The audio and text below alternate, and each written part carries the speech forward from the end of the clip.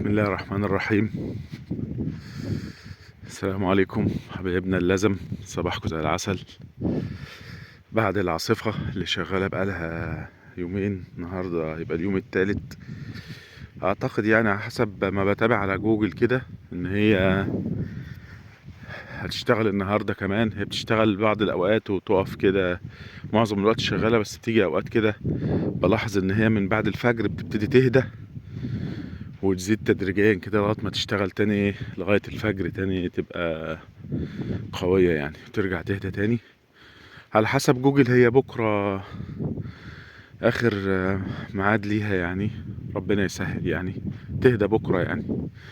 دي البركه اهي، بس انا من تحت مش من فوقيها، رايح اطمن على الزرع بقى بعد العاصفه. شوف كده، طبعا انا بنرجع للمهندس وكده، فقال لي ادي فولفيك مع ري وكده يعني، المفروض قبل العاصفة نعمل كده. فأنا قدرا كان ده ميعاد الري بتاعي، وقدرا كان ده ميعاد تسميد الفولفيك، فاديت فولفيك مع النقاط وري، وعملت الرية، وكنت مجهز فولفيك في البرميل اللي هناك ده عشان أرشه كمان.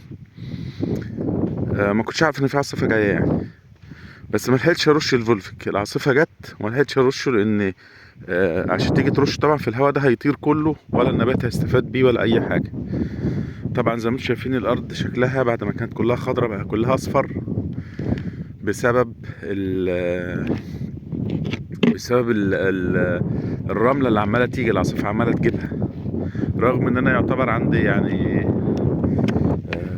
مصدات رئه، ده الفولفيك اهو، انا كنت مخمره مجهز له الرش. فخليه بقى العاصفة بعد ما تهدى نبتدي نجيب الراجل بالموتور ونبتدي نرش. للأسف طبعا العاصفة أثرت جامد جدا على الزرع. كنت لما أصور كده كان الخضار يبقى باين، لكن نتيجة طبعا الرملة اللي جاية على الزرع كله وكده، وخلت يعني الورق ابتدى ينشف ويصفر. حتى بصوا الأخضر في نشفان. فاحنا عمالين نكافح يعني، نقول يا رب، وبدأ ربنا وادعوا معايا الجذور تكون مسكت كويس في الارض يعني. يوم الجذور تبتدي تتغذى تاني وتعوض اللي باظ من المجموع الخضري دوت،